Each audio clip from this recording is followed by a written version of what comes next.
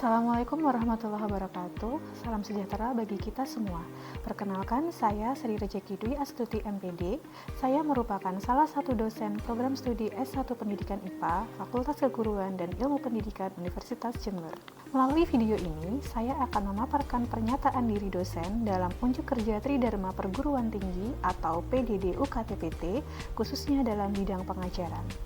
Sesuai dengan bidang keahlian saya mengampu mata kuliah penilaian dan evaluasi pembelajaran IPA. Mata kuliah ini merupakan mata kuliah wajib dalam kurikulum S1 Pendidikan IPA yang berbobot 3 SKS dengan kode mata kuliah KSE 1402 dan ditujukan untuk mahasiswa semester 4. Proses pembelajaran dilaksanakan selama 16 pertemuan dalam satu semester secara tatap muka. Saya akan menyampaikan beberapa aspek yang telah saya laksanakan dalam pembelajaran tersebut, meliputi aspek delivery, interaction, dan assessment atau yang disingkat DIA. Namun, sebelum pemaparan tersebut, terlebih dahulu akan saya paparkan deskripsi mata kuliah, capaian pembelajaran mata kuliah, model pembelajaran, dan komponen penilaian.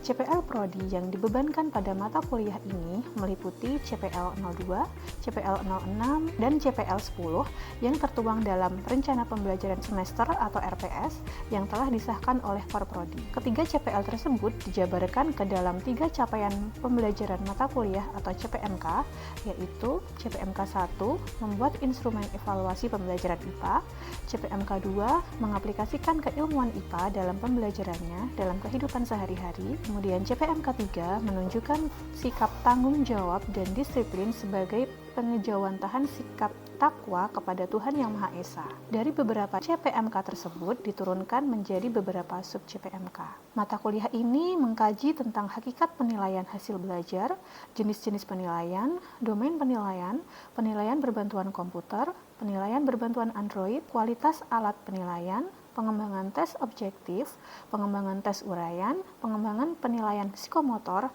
dan pengembangan penilaian afektif. Referensi utama yang digunakan pada mata kuliah ini meliputi buku dari Suharsini Aripunto dengan judul Dasar-Dasar Evaluasi Pendidikan, buku dari Jemari Mardapi dengan judul Pengukuran, Penilaian, dan Evaluasi Pendidikan, serta buku dari Jemari Mardapi dengan judul Teknik Penyusunan Instrumen Tes dan Non-Tes.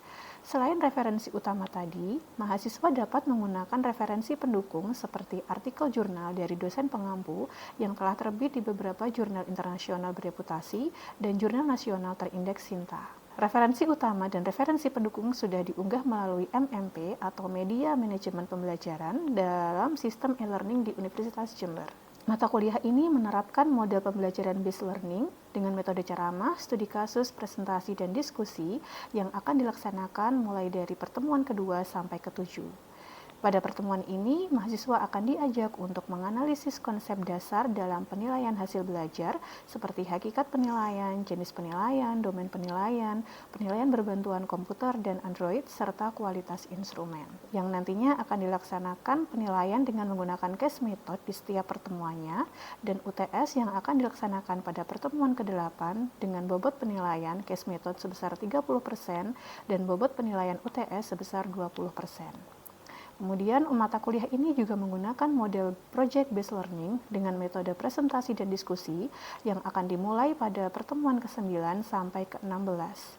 Pada pertemuan ini, mahasiswa akan diajak untuk mengerjakan tugas proyek, yaitu mengembangkan instrumen penilaian berupa instrumen kognitif, afektif, dan psikomotor, dan nantinya akan diuji cobakan ke siswa agar dapat dianalisis kualitas instrumennya. Sehingga, mahasiswa mempunyai keterampilan untuk menganalisis kualitas instrumen penilaian pembelajaran seperti validitas, reliabilitas, tingkat kesukaran butir, serta daya beda, melalui berbantuan software SPSS.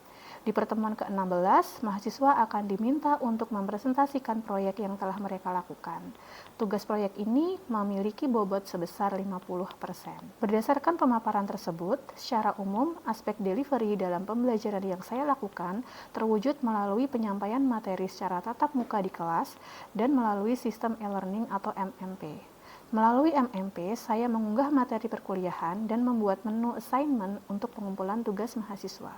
Selain itu, mahasiswa juga melakukan presentasi kelompok di kelas. Aspek interaction dalam pembelajaran saya wujudkan melalui dua bentuk utama, yaitu interaksi antara dosen dan mahasiswa dan interaksi antar mahasiswa. Interaksi dosen dan mahasiswa terlihat dalam diskusi yang terpusat pada materi dan pembimbingan tugas kelompok. Interaksi antar mahasiswa difasilitasi pada diskusi kelompok pada saat studi kasus dan juga kolaborasi pada penyusunan tugas proyek. Tujuan dari seluruh interaksi ini bertujuan untuk membangun komunikasi akademik yang aktif, menumbuhkan pemahaman konsep yang mendalam pada mahasiswa, serta dapat meningkatkan keterampilan kolaboratif dalam kerjasama antar mahasiswa. Yang terakhir, aspek asesmen dalam pembelajaran saya tercermin dalam komponen penilaian.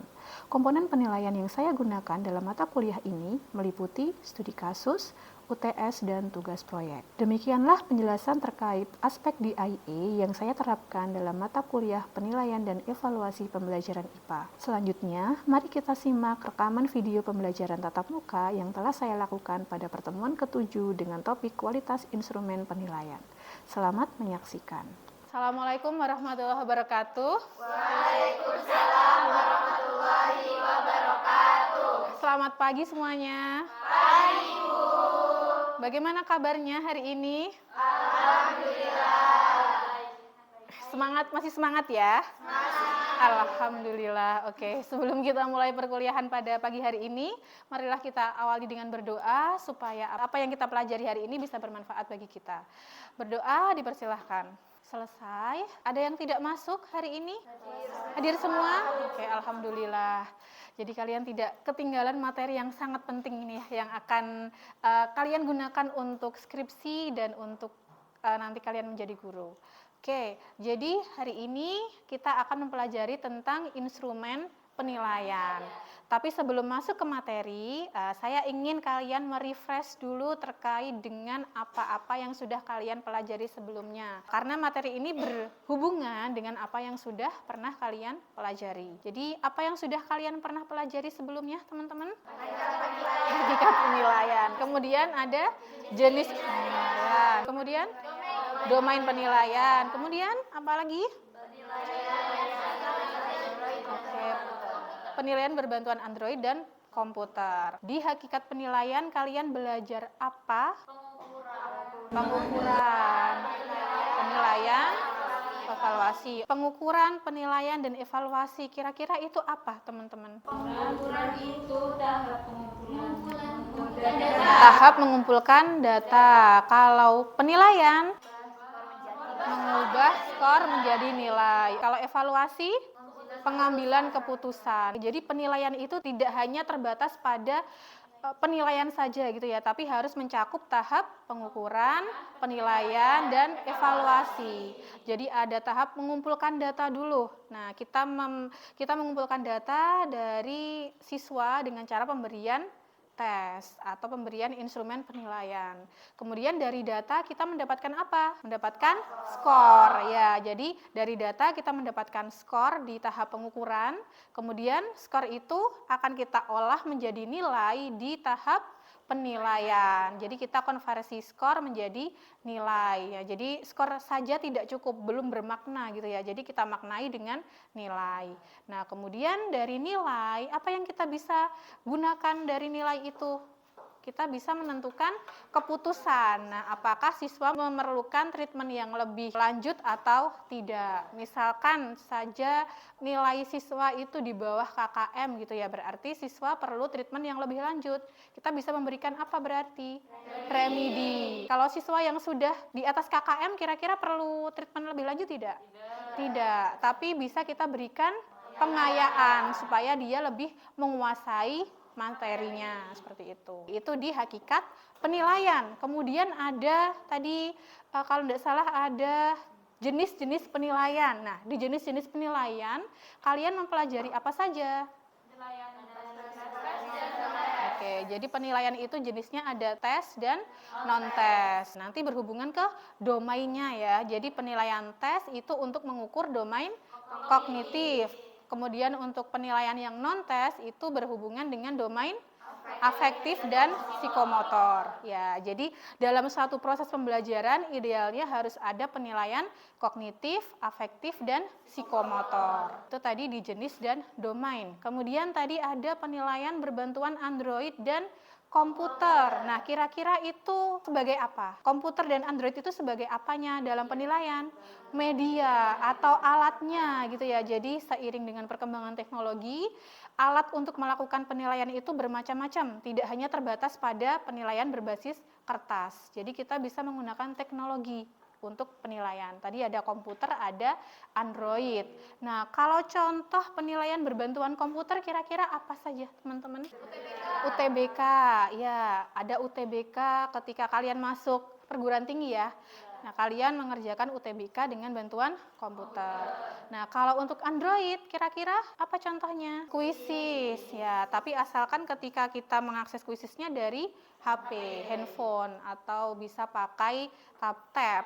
Tapi kalau menggunakan komputer berarti itu sudah menjadi penilaian berbantuan komputer. Nah, kemudian apa hubungannya dengan materi yang akan kita bahas hari ini? Yaitu instrumen penilaian. Kira-kira apanya nih hubungannya? Kalau tadi kita membahas konsep penilaian secara umum gitu ya, kemudian ada penilaian berbantuan Android. Nah, kali ini kita akan membahas terkait dengan instrumen penilaian dan juga kualitasnya. Jadi, instrumen penilaian yang baik itu harus yang seperti apa? Seperti itu. Tapi lebih dahulu kita definisikan dulu, apa itu instrumen penilaian? Alat yang digunakan untuk proses pengumpulan data. Ya, jadi alat yang digunakan untuk mengumpulkan data tentang pencapaian kompetensi, bisa pengetahuan, keterampilan dan sikap sesuai dengan tujuan pembelajaran yang mau dicapai. Nah, kemudian instrumen penilaian yang baik itu harus mempunyai kriteria gitu ya. Paling tidak ada valid dan reliable. Oke, valid itu berarti dapat mengukur apa yang mau diukur atau bisa melakukan fungsi pengukuran. Seperti halnya tadi mistar ya. Mistar itu untuk mengukur apa? Panjang. Bisa tidak kalau mistar saya gunakan untuk mengukur massa?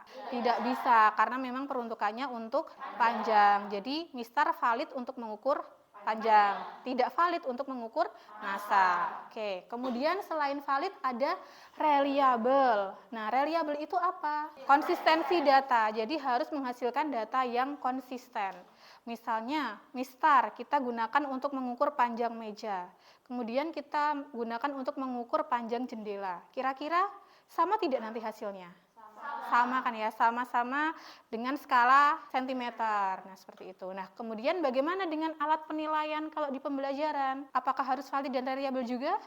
Tentu ya. Jadi kalau valid iya, tapi reliable tergantung dari instrumennya. Makanya kita perlu melakukan analisis terhadap kualitas instrumen. Ya, harus valid dan reliable. Nah, jadi kriteria instrumen penilaian harus 1 valid, 2 reliable. Nah, itu untuk instrumen tes dan non-tes.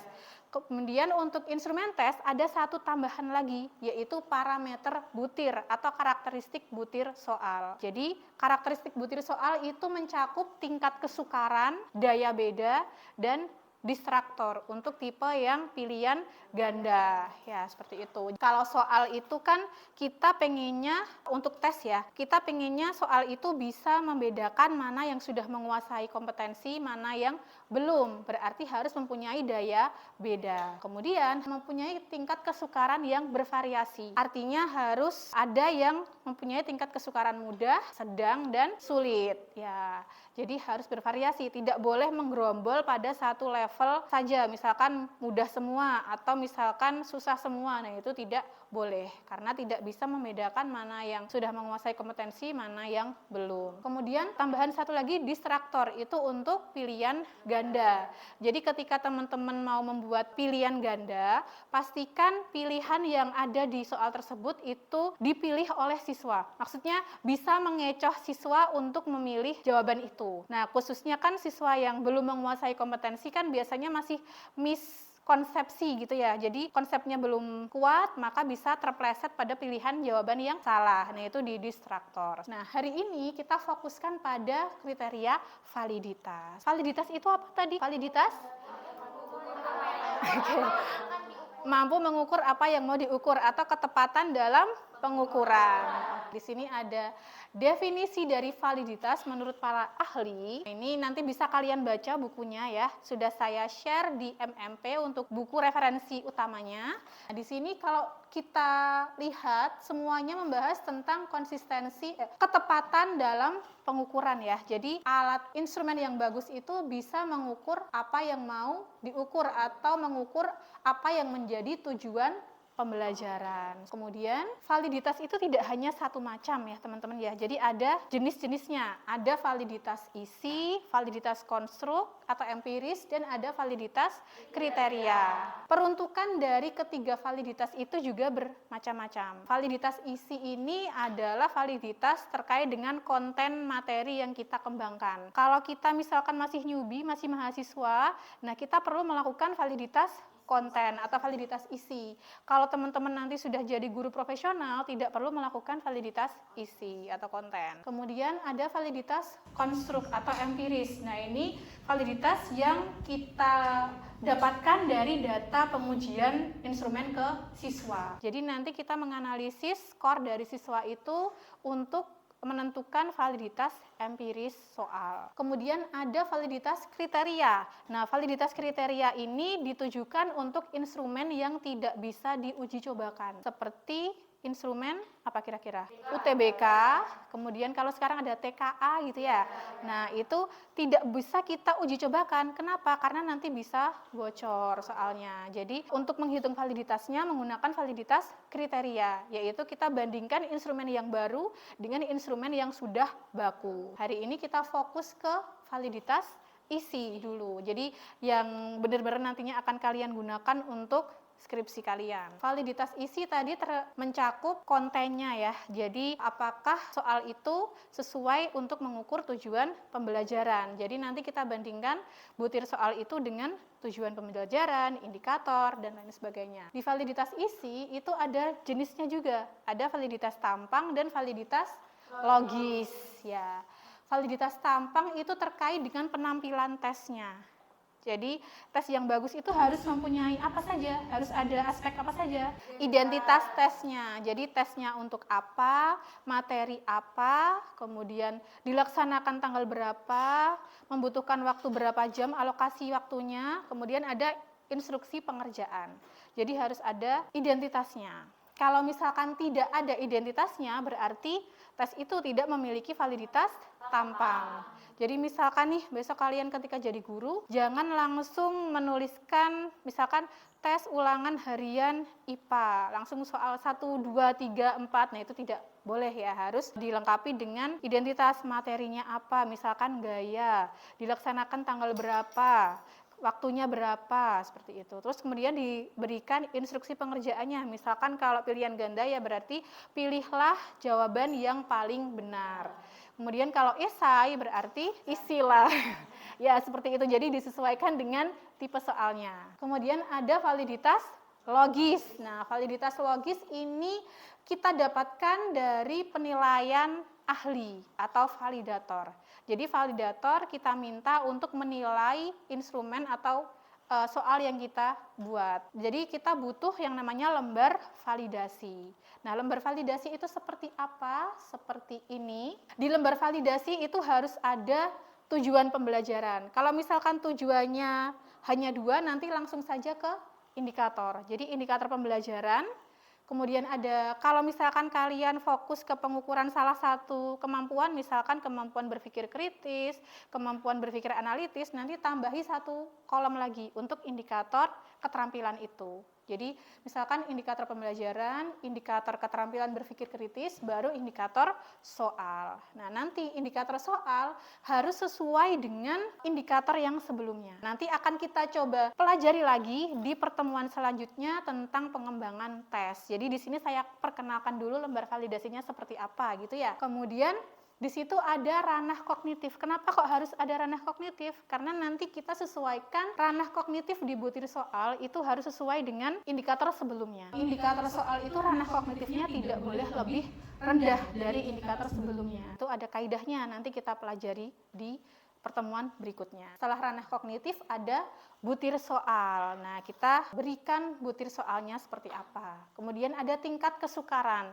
Nah, bedanya apa, Bu? Tingkat kesukaran di situ sama yang tadi di parameter butir berbeda. Kalau di tingkat kesukaran yang ini, kita tetapkan dulu tingkat kesukarannya. Misalkan di sini butir ini saya tetapkan sebagai tingkat kesukaran mudah.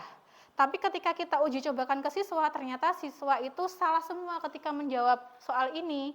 Berarti yang anggapan kita mudah ternyata susah ya. Jadi di sini tingkat kesukarannya itu baru pendapat kita, nanti kita ujikan lagi ke siswa sebagai tingkat kesukaran yang sesungguhnya, seperti itu. Kemudian yang paling sana adalah kolom skor penilaian. Jadi nanti validator diminta untuk menilai kesesuaian butir soal dengan indikator. Jadi dari skala, kalau di situ ada skala 1 sampai 5. Jadi pilihannya itu bukan tidak valid, sangat tidak valid, cukup valid ya, tapi validitas itu merupakan kesimpulan dari data. Jadi yang di sini yang kita masukkan adalah skor penilaiannya tidak sesuai, sangat tidak sesuai, cukup sesuai, sesuai, dan sangat sesuai. Kemudian nanti kita baru simpulkan, oh kira-kira dari analisis data itu ternyata soalnya valid. Bisa dipahami sampai sini? Bisa ya. Setelah kita mendapat data, berarti kan kita harus analisis ya. Bagaimana cara menganalisis untuk validitas isi? Nanti kalian bisa menggunakan formula Aiken dan formula Lause. Bedanya apa? Bedanya di rumusnya. Tapi kalau saya lebih suka pakai formula yang Aiken, karena memang kriterianya itu lebih fleksibel. Kalau yang Lause itu lebih saklek, jadi tidak bisa sudah ada patokan khususnya seperti itu. Nah, kita mulai dulu dari Aiken ya. Ini adalah formula Aiken. Jadi V itu adalah indeks validitas. V sama dengan sigma S per N kali C min 1. S itu adalah R min L0. Kemudian L0 itu apa? L0 adalah angka penilaian terendah. Jadi kalau tadi kita menggunakan skala 1 sampai 5 berarti terendahnya 1, tertingginya 5. Berarti L0-nya 1, C-nya 5. Kemudian ada R. R itu adalah angka yang diberikan penilai. Jadi S itu didapat dari angka yang diberikan penilai dikurangi skala terkecil, seperti itu. Kemudian N. N itu adalah jumlah penilainya. Sudah ada bayangan ya? Untuk menambah pemahaman kalian, coba kita analisis satu contoh perhitungan ya. Contoh analisis. Nah, di sini ada 5 item dalam satu instrumen. Dinilai oleh 7 orang ahli mengenai relevansinya dari butir soal dengan indikatornya. Rentang nilai yang diberikan adalah 1 terendah, 5 tertinggi. Sehingga kalau kita identifikasi N-nya 7, L0-nya 1, C-nya 5. Oke. Kemudian perhitungannya seperti ini. Nah, skor itu adalah angka yang diberikan oleh validator. Kemudian kita cari S untuk masing-masing dan kita dapatkan V. Nilainya seperti itu. Kemudian untuk menginterpretasikan hasilnya, kita butuh kriteria. Karena kita menggunakan kriteria Aiken atau formula Aiken tadi, berarti kita butuh kriteria Aiken. Nah, kriterianya dari mana? Dari sini. Kalau misalkan kita lihat di sini, ada vertikal, ada horizontal. Yang vertikal ini tentang nilai, tentang jumlah butir soal dan jumlah penilai. Kemudian yang horizontal itu adalah jumlah skala yang digunakan. Nah, jadi ketika ada 2 angka seperti ini, ada 3-nya 2 kali, 4-nya 4 kali, berarti yang 4 atas itu adalah jumlah itemnya, yang bawah jumlah penilainya. Oke, kemudian yang sana adalah jumlah skalanya. Kalau kita lihat tadi jumlah soalnya 5 ya. 5 berarti di sini 5 jumlah soal, kemudian skala 5 berarti kita tarik ke sini. Nah, hasilnya V-nya adalah V terendah 0,9. Berarti batasan soal itu dinyatakan valid ketika V-nya lebih dari 0,9. Terlalu tinggi ya ternyata ya. Oke, kita coba gunakan kriteria yang kedua, menggunakan yang jumlah validator. Berarti pakai data yang bawah. Tadi jumlah validatornya 7, berarti di sini ya 7, ditarik garis ke sini. Nah, sini 0,75, berarti V-nya harus di atas 0,75. Kan lebih rendah ya kriterianya ya daripada yang 0,9 tadi. Nah, ketika kita lihat data kita tadi, kriteria yang dinyatakan valid harus lebih dari V 0,75. Kalau kita bandingkan hasilnya bagaimana? Tidak valid semua ternyata. Oke, kalau begitu bagaimana nilai butir soalnya? Apakah bisa kita gunakan?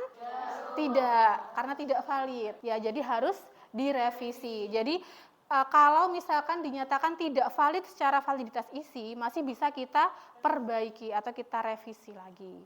Jadi nanti ketika di validator tadi, selain menilai, mereka akan memberikan saran masukan perbaikan butir soalnya. Jadi mereka menilai rendah itu ada alasannya, seperti itu ibaratnya. Jadi bisa kita gunakan untuk memperbaiki instrumennya. Sampai sini sudah jelas? Oke, untuk menambah pemahaman kalian, di sini saya sudah menyiapkan suatu kasus ya. Ini saya ambil dari penelitian saya, nanti bisa kalian coba pelajari. Kalian tentukan kira-kira butir soal mana yang valid, mana yang tidak dengan cara yang tadi kriterianya.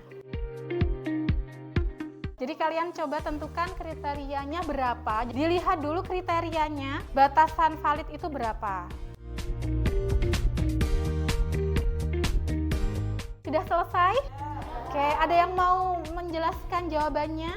Sebenarnya ada 6. Nah, kita menentukan 6 sebagai apa yang menjadi validitasnya. Di sini saya menggunakan yang kriterianya itu 0,78. Oke, berarti tadi jumlah penilainya 6 ya. 6, kemudian skalanya menggunakan skala berapa? 5. Berarti 6, 5. 0,79?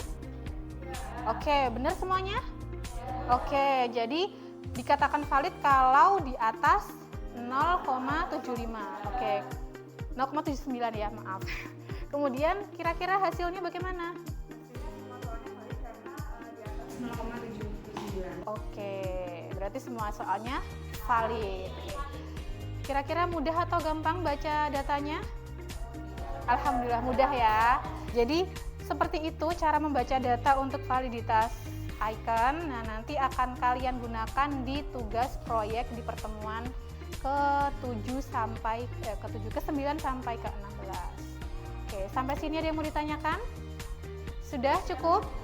Oke, kalau sudah cukup, mungkin kalian bisa mempersiapkan materi tentang validitas konstruk untuk pertemuan selanjutnya ya. Mungkin itu saja untuk pertemuan hari ini. Kita ketemu lagi minggu depan. Saya akhiri, wassalamualaikum warahmatullahi wabarakatuh. Demikian pemaparan video PDD UKTPT bidang pengajaran pada mata kuliah penilaian dan evaluasi pembelajaran IPA. Saya Sri Rejeki Dwi Astuti MPD mengucapkan terima kasih atas perhatiannya. Wassalamualaikum warahmatullahi wabarakatuh.